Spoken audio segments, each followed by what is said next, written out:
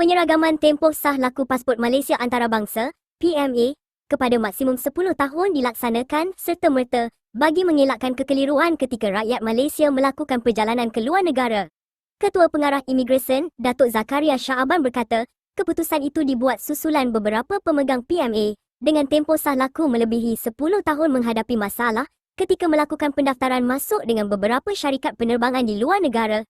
Jabatan Imigresen Malaysia mengambil maklum isu tular berhubung kesulitan perjalanan yang dialami pemegang PMA terbabit. JIM telah merujuk perkara ini kepada pihak International Civil Aviation Organisation, ICAO, dan maklum balas yang diterima tidak menghalang pelaksanaan tempoh PMA melebihi 10 tahun, katanya dalam kenyataan pada Rabu. Zakaria berkata, walau bagaimanapun, kekeliruan mula timbul apabila beberapa pemegang PMA melebihi 10 tahun menghadapi masalah semasa pendaftaran masuk dengan beberapa syarikat penerbangan di luar negara.